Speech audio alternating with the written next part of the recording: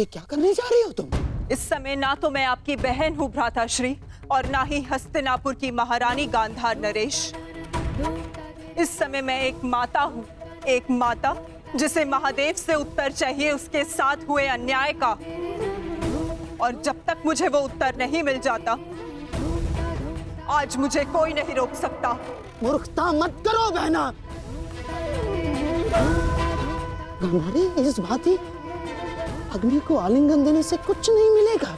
इससे पूर्व मेरे आलिंगन में आने को शेष मेरा अंतिम पुत्र भी काल के गाल में समा जाए, महादेव को मेरे प्रश्न का उत्तर देना ही पड़ेगा।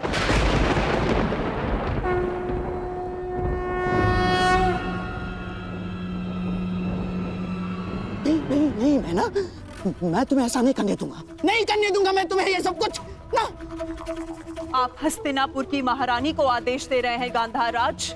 देखो बहना, ईश्वर के लिए ये सब मत करो। एकांत।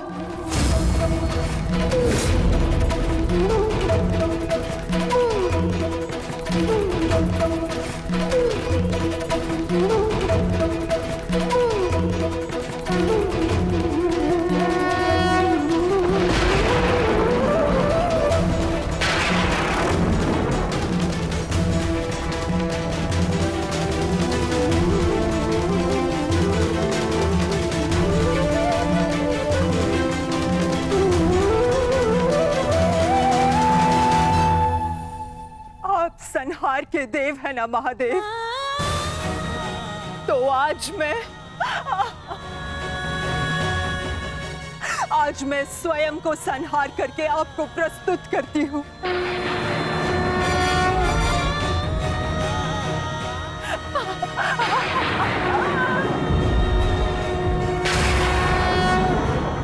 आपने मुझे शतपुत्रवती होने का वरदान दिया था महादेव, परंतु आज मैं आपसे ये जानना चाहती हूँ, क्यों आपने मेरा जीवन अभिशाप बना डाला महादेव?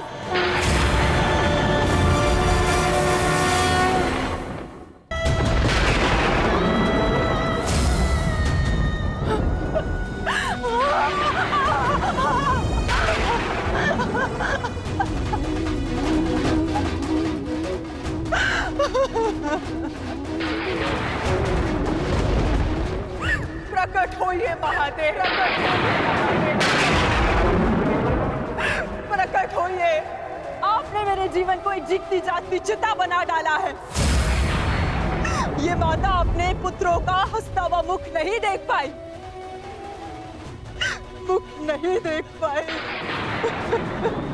परंतु उनकी चिताओं की अग्नि को अनुभव किया है महादेव।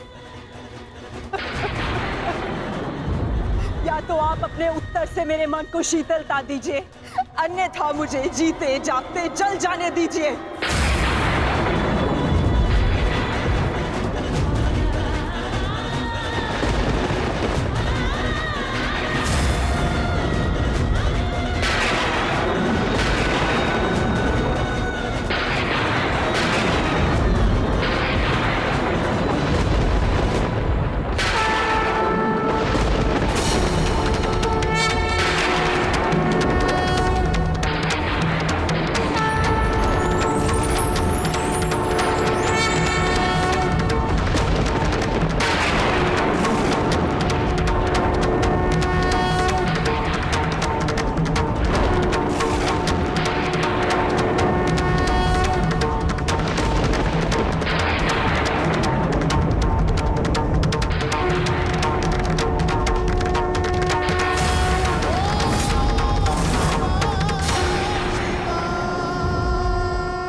किस प्रश्न ने तुम्हें इतना विचलित कर दिया है गांधारी?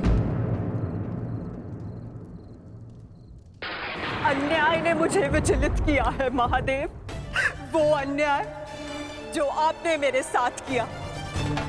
मेरे 100 पुत्रों के वरदान को 100 पुत्रों के नाश के अभिशाप में बदल दिया है उन पांडवों ने। बोलिए महादेव, बोलिए, ये कैसी नीति है आपकी? ये तो नियति है गांधारी। हर एक के जन्म के साथ उसकी मृत्यु निर्धारित होती है। उसे लेके मनुष्य विचलित हो सकता है, परंतु ना ही ये अन्याय है और ना ही प्रतिशोध का कारण। नहीं महादेव, मैं ना तो यहाँ प्रतिशोध के लिए आई हूँ और ना ही प्रतिकार के लिए। ये एक माता है जो आपके समक्ष खड़ी है, जिसके 99 पुत्रों का निर्दयता से वध कर दिया गया है। उसे केवल एक पुत्र की सुरक्षा चाहिए। मुझे दुर्योधन की मृत्यु नहीं देखनी है। आपका वरदान झूठा नहीं होना चाहिए महादेव। जिसे आपने 100 पुत्र होने का वरदान दिया, वो निसंतान नहीं मरनी चाहिए महादेव। जो हानि मेरी कोख को अब तक हुई है, उसे मैं सह लूंगी, किंतु मेरा अंतिम शेष पुत्र दुर्योधन, मैं आपसे उसकी सुरक्षा मांगती हूँ महादेव। मेरे पुत्र की रक्षा कीजिए महादेव। उसे भीम के प्रहार से बचा लीजिए। पांडवों को अस्त्र देने वाले महादेव, यदि आज मेरे पुत्र को ढाल नहीं देंगे तो मैं स्वयं आज अपने प्राण उसके लिए समर्पित कर दूंगी।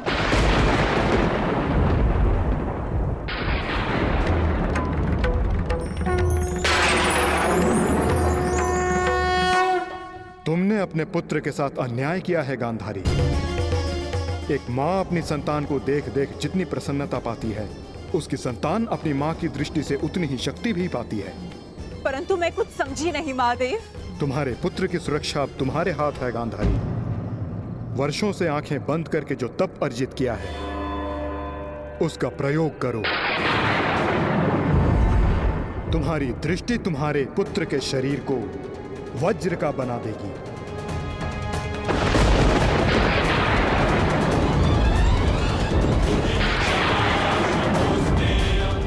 वो वज्र जिसे किसी का प्रहार नहीं तोड़ पाएगा।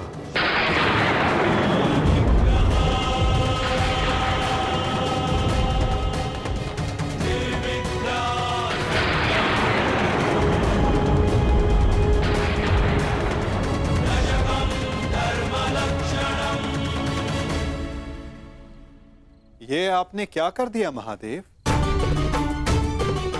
आप स्वयं धर्म स्वरूप हैं महादेव।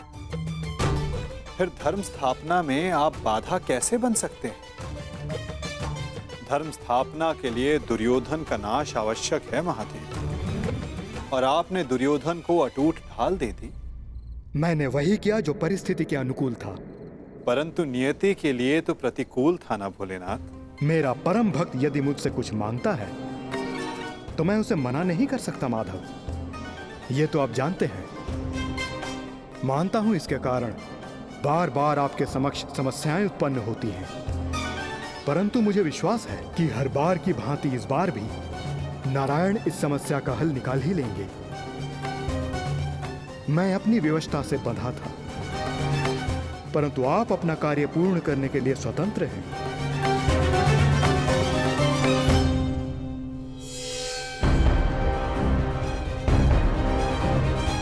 नियति के अनुकूल पर नीति के प्रतिकूल।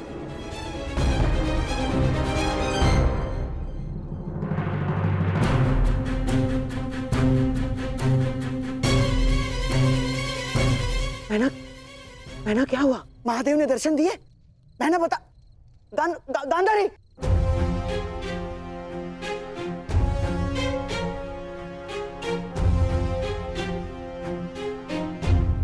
महारानी। दासी, युवराज दुर्योधन से कहिए मैंने उन्हें अपने समक्ष प्रस्तुत होने का आदेश दिया है, तुरंत।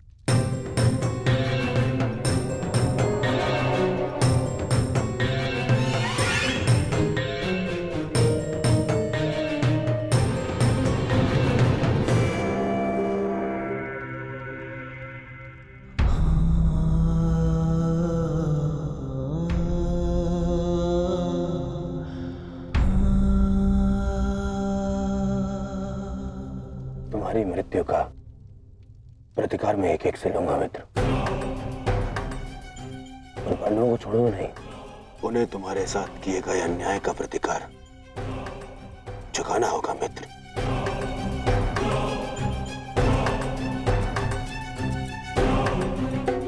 युवराज दुर्योधन, मैं मद्राज आज तक किसी के सामने नहीं झुका, परंतु आज मैं अपना सर झुकाकर अपनी भूल को स्वीकार करने आया हूँ। मद्राज, चक्र निकालने में मेरी सहायता कीजिए। तुम भूल रहे हो अंगराज, तुम सूत पुत्र हो, तुम स्वयं अपने रथ का चक्र निकालो। मद्राज, मुझे मेरा विजय धनुष दीजिए। नहीं अंगराज, मैं तुम्हारी आज्ञा का पालन नहीं करूंगा।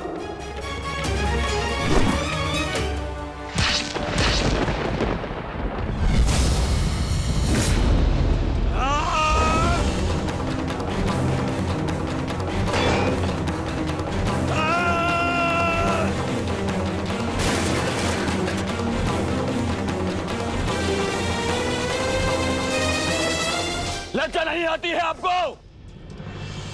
जिस कर्म को करने के पश्चात मृत्यु मांगनी चाहिए, उसके लिए क्षमा मांग रहे हैं आप। ऐसे कर्म को करने के पश्चात आपका अब साहस कैसे हुआ मुझसे क्षमा मांगने के लिए? चक्ररथ को निकालने में सहायता की होती, विकर्ण को उसका विजय धनुष दे दिया होता तो आज एक धनुर्धारी मरता, परंतु वो कर्ण नहीं अर्जुन होता। आपने अपनी व्यक्तिगत शत्रुता मिटाने के लिए एक योद्धा के कर्तव्य से विश्वासघात किया। मन तो करता है कि वध कर दूं आपको। पर आप जानते हैं क्या मद्रराज, ये आपका झुका हुआ सर, ये आपके लिए सबसे बड़ा दंड है।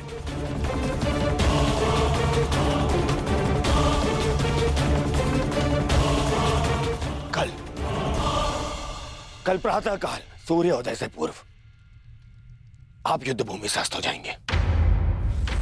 मैं आपका मुख नहीं देखना चाहता।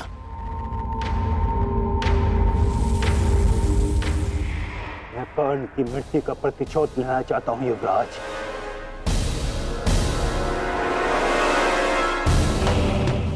आप लेंगे प्रतिशोध? मैं लूंगा प्रतिशोध, और उसके लिए मुझे आपकी आवश्यकता नहीं है। प्रतिशोध लेंगे। किंतु मुझे पश्चाताप के अवसर की आवश्यकता है युवराज। मैं आपको निराश नहीं होने दूंगा। महारथी कर्ण का सारथी बनकर जो मैं नहीं कर सका वो मैं अब करूंगा, अपने कर्तव्य का पालन। युवराज की जय हो। महारानी ने आपको इसी समय अपने कक्ष में प्रस्तुत होने का आदेश दिया है।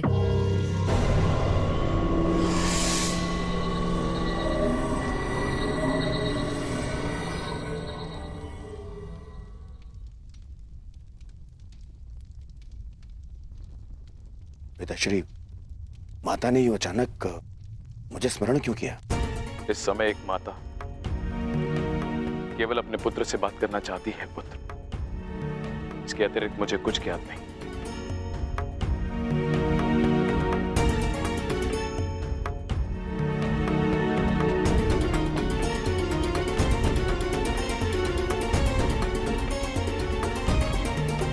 प्रणिपात माता,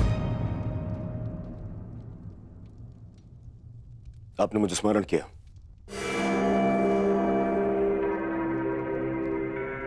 हाँ पुत्र, स्मरण किया,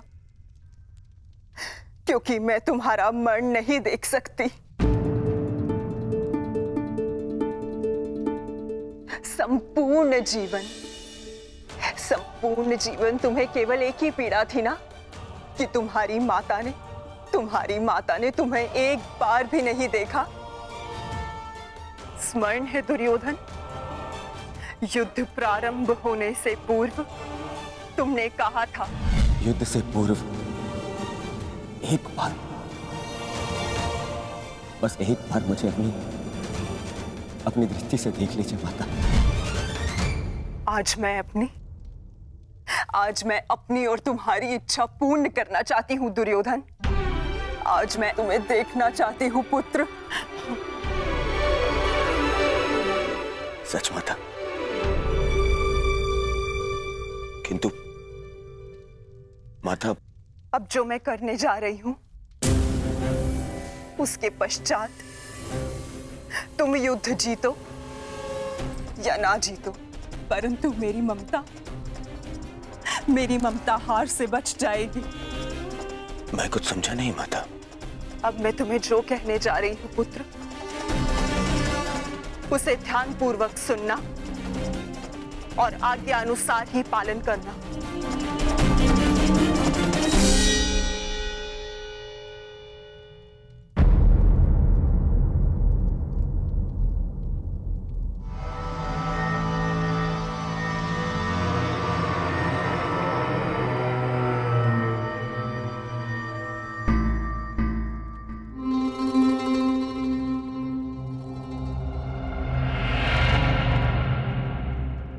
दुर्योधन, क्या हुआ? क्या कहा गांधारी ने? और उसने तुम्हें क्यों बुलाया था? गंगा स्नान के लिए जाना है मामाश्री। गंगा स्नान? किंतु क्यों दुर्योधन? देखो दुर्योधन, तुम अपने मामा को कुछ नहीं बताओगे? हैं? ये स्नान, ये क्या है सब कुछ? माता के आदेश का पालन करने के लिए, किंतु परंतु नहीं पूछते मामाश्री। मैं भी तुम्हारे साथ चलता हूं।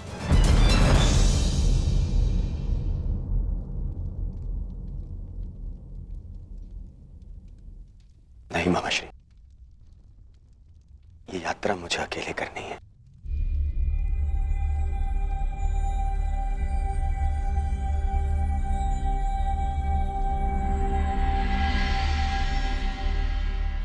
आइए आप सब भोजन ग्रहण कर लीजिए।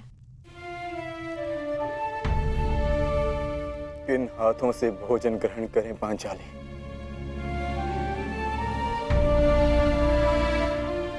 इन हाथों से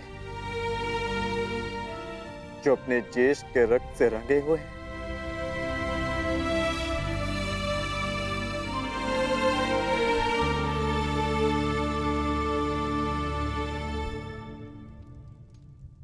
जाओ पार्थ, जाकर विश्राम कर लो। कल प्रातः पुनः युद्ध प्रारंभ होगा और उस युद्ध के लिए सज्ज रहना होगा तुम्हें। परिवर्तन के लिए ज्येष्ठ ने अपना जीवन त्याग दिया। कुछ परिवर्तनों को लाना नहीं होता पार्थ, उन्हें होने देना होता है। तुम अपना कर्तव्य करो पार्थ। फल हो या परिवर्तन, जो भी होगा स्वयं होगा।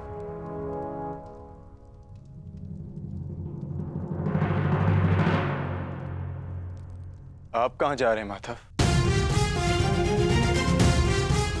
कुछ परिवर्तन ऐसे होते हैं पार्थ, जिनमें सहायता करना धर्म होता है और कुछ ऐसे जिनमें बाधा डालना आवश्यक। मैं समझा नहीं माता। समझने की आवश्यकता भी नहीं है पार्थ।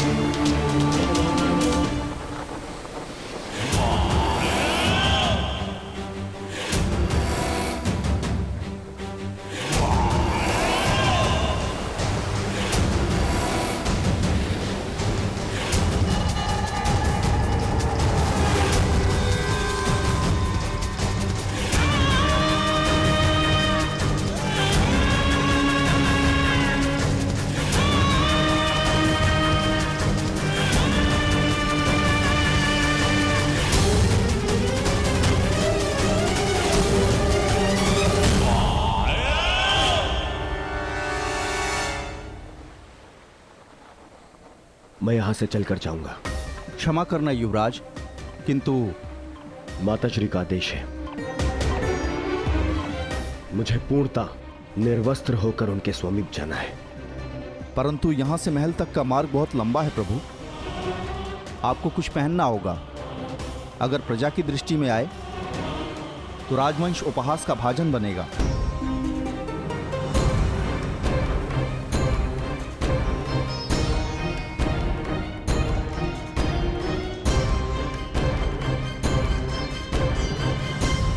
अपने पिता का आदेश नहीं मानता, बहुत बड़ा बुद्धिमान समझता है अपने आप को। क्या कहा था मैंने? बछड़े की डोर हाथ में रखना। समझता नहीं है? बहुत बुद्धिमान है तू। क्या समझाया था मैंने? क्या कहा था मैंने? क्या पूछ रहा हूँ मैं? क्या समझाया था मैंने? ये क्या कर रहे हो? क्यों इस बालक को कष्ट पहुंचा रहे हो? अब तुम कौन हो हमारे बीच में आने वाले? ये मेरा पुत्र है, मैं जो चाहे इसके साथ वो करूं। तुम हमारे मध्य में आने वाले कौन होते हो? मैं हस्तिनापुर का युवराज हूँ। क्षमा करिए युवराज, मैंने आपको पहचाना नहीं, परंतु वास्तविकता ये है कि इसने अपने माता पिता के आदेश का पालन ही नहीं किया। मैंने इसे बताया था, बछड़े की डोर कभी हाथ से मत छोड़ना, सदैव डोर अपने हाथ में ही रखना, परंतु ये नहीं माना। इसने बछड़े की डोर को अपने हाथ से छोड़ दिया और बछड़ा खो गया। अब आप ही बताइए, मैं क्या करूं?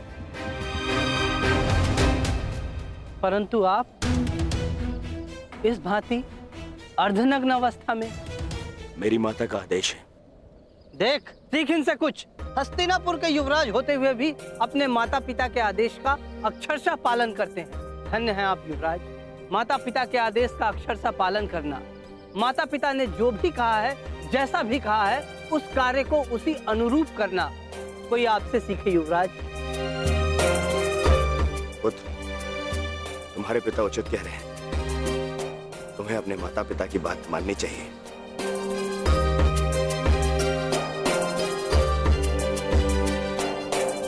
माता पिता के आदेश का अक्षरशः पालन करना, माता पिता ने जो भी कहा है, जैसा भी कहा है, उस कार्य को उसी अनुरूप करना कोई आपसे सीखे युवराज।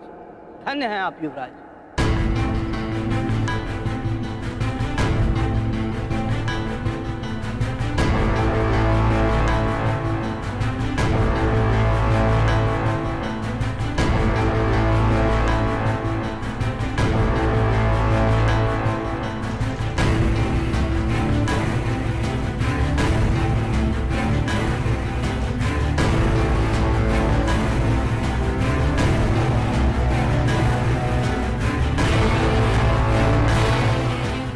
माता के आदेश का पालन कर रहे हो दुर्योधन, परंतु गंगा स्नान के पश्चात यूं वस्त्रहीन क्यों होकर आए हो?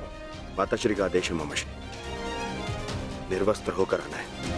बुद्धिहीन हो दुर्योधन। माता के लिए तो बालक ने गर्दन से नीचे भी वस्त्र ना पहना हो तो वो नग्न कहलाता है। और शास्त्रों में भी लिखा है कि युवा होने के पश्चात एक पुत्र ने अपने माता के समक्ष और एक भाई ने अपने बहन के समक्ष निर्वस्त्र नहीं जाना चाहिए। पुत्र पौत्र वाले हो गए हो ना दुर्योधन, न जाने तुम्हें बुद्धि कब आएगी। माता के समक्ष यूं अवघड़ बनकर जाओगे?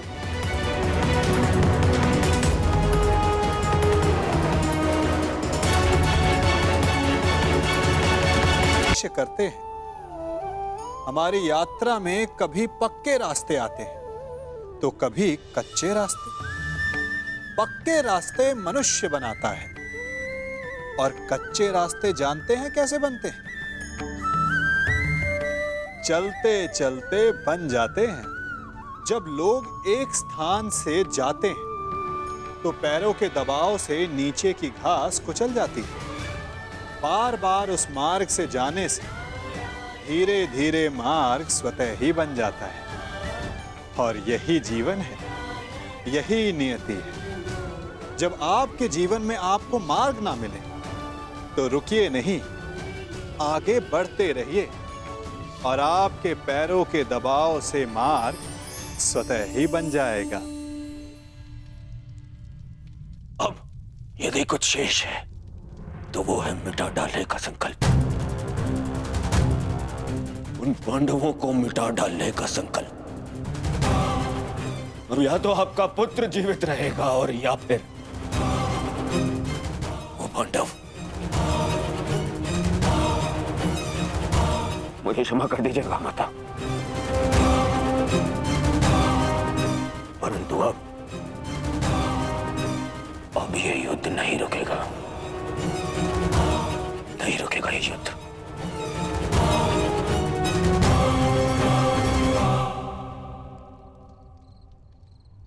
क्या हुआ माधव?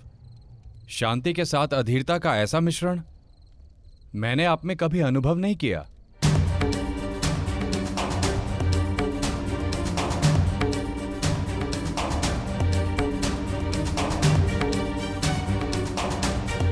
मौन क्यों है माधव?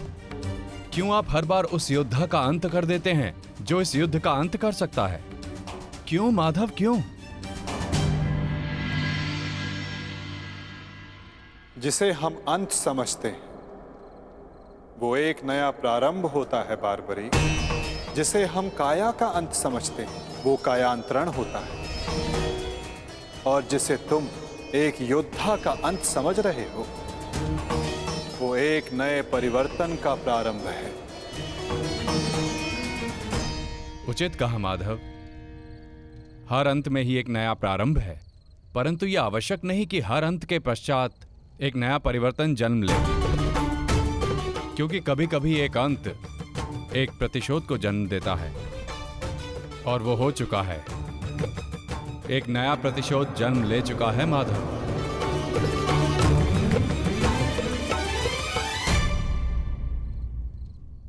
नहीं जानती थी, नहीं जानती थी मैं कि 100 पुत्रों की माता होने के गर्व के पश्चात 100 संतानों के वध का दुख भी सहना होगा। यही प्रश्न मेरे मन में बार बार उत्पन्न होता है गांधारी। जब महादेव ने तुम्हें स्वयं शतपुत्रवती बनने का वरदान दिया है तो क्यों वही एक एक करके हमारे पुत्रों को निगल रहे हैं?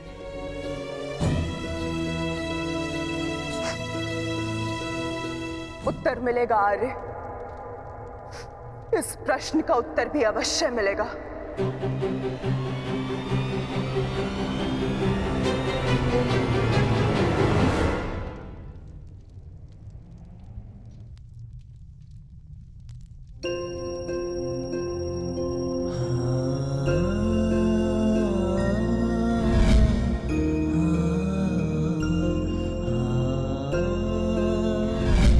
ये श्राप मुझे क्यों नहीं मिला कि मैं युद्ध में बाण चलाना भूल जाऊं।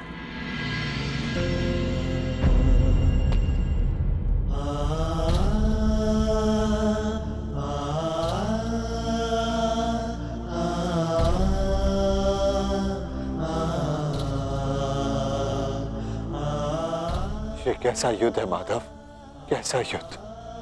न्याय के लिए हमने अपने ही ज्येष्ठ का रक्त बहा दिया, और क्या बलिदान मांग रहा है ये महायुद्ध हमसे? कब होगा, कब होगा इस महाविनाश का अंत माधव, कब होगा? माधव, कुछ समझ नहीं आ रहा। धर्म और वचन का पालन करते करते ये हमसे क्या अधर्म हो गया? मैं तुम सबके मन की इस व्याकुलता को समझ सकता हूं।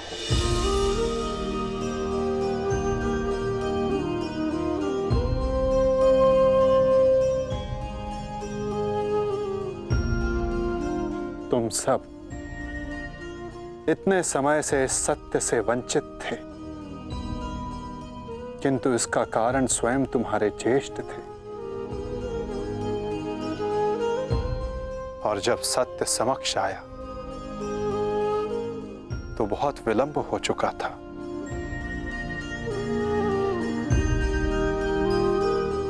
नकुल, सहदेव, ये तुम्हारा उत्तरदायित्व है कि अपने ज्येष्ठ के इस बलिदान गाथा को इस संसार में सुनाकर सदैव इस संसार के हृदय में जीवित रखो।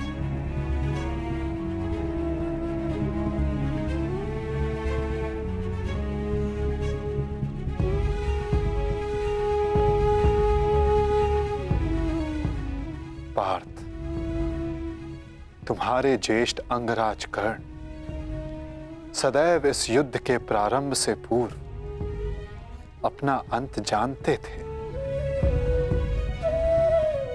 वो इस युद्ध का परिणाम भी जानते थे पार्थ।